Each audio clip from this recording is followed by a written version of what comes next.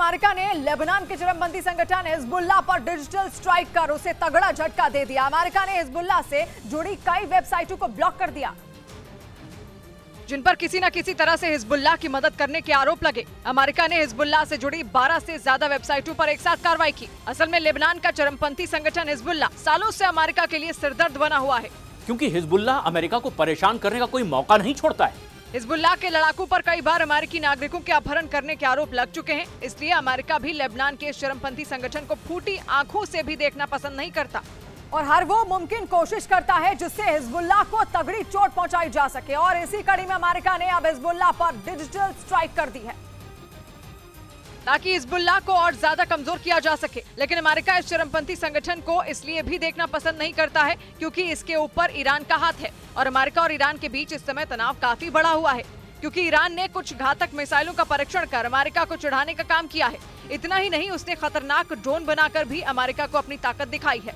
और यही नहीं, दोनों के बीच बढ़े तनाव की एक वजह यूक्रेन जंग भी है, क्योंकि आरोप है कि ईरान इस जंग में रूस के साथ खड़ा है और दावा है कि वो लगातार रूस को हथियारों की मदद पहुंचा रहा है। इसी वजह से अमेरिका ईरान पर लगातार कड़े आर्थिक प्रतिबंध लगाने से पीछे नहीं हट रहा। लेकिन अब अमेरिका ईरान को चारों तरफ से घेरना चाहता है। जिसको ईरान मदद कर रहा है, अमेरिका उसे भी सबक सिखाने का कोई मौका नहीं छोड़ रहा। इसीलिए अमेरिका हिजबुल्लाह पर समय समय पर सख्त प्रतिबंध लगाता रहता है। असल में अमेरिका हिजबुल्लाह को आतंकवाद से जुड़ा संगठन मानता है।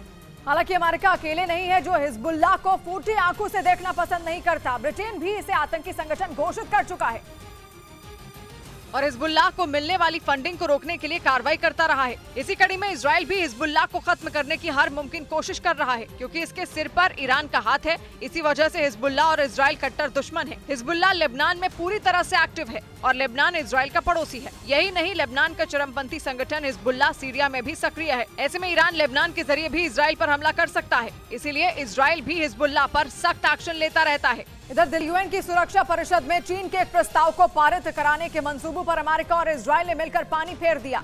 चीन इस प्रस्ताव के जरिए गाजा में जारी तनाव के मुद्दे पर इजराइल और पीआईजी यानी पैलेस्टीनियन इस्लामिक जिहाद के खिलाफ बयान जारी करवाना चाहता था, लेकिन चीन अपनी इस चाल में कामयाब नहीं हो सका, क्योंकि अमेरिका ने अपने वीटो पावर का इस्तेमाल कर चीन के प्रस्ताव को पारित होने ही नहीं दिया।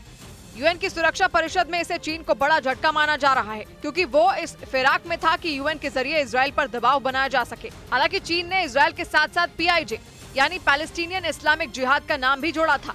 माना जाता है कि गाजा में मौजूद इस चरमपंथी संगठन को ईरान का समर्थन हासिल है और ईरान ही इस चरमपंथी संगठन को फंडिंग करता है। लेकिन पीआईजे यानी पैलेस्टीनियन इस्लामिक जिहाद गाजा में आतंकी संगठन हमास की ही तरह इजराइल का कट्टर दुश्मन है और उसके और इजराइल के बीच इन दोनों भीषण जंग छिड़ी हुई है।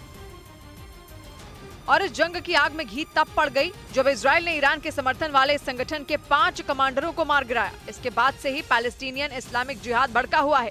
हालांकि उसके लड़ाकों ने भी इजराइल पर हमले किए थे, जिसके जवाब में इजराइल की सेना ने गाजा में एयर स्ट्राइक कर दी थी। तभी से इजराइल और पैलेस्टीनियन इस्लामिक जिहाद एक दूसरे के खून के प्यासे बन गए हैं। लेकिन उनकी लड़ाई में चीन कूद पड़ा। उसने गाजा में हो रहे हमलों का मुद्दा यूएन की सुरक्षा परिषद में उठाकर इजराइल को घेरने की कोशिश की।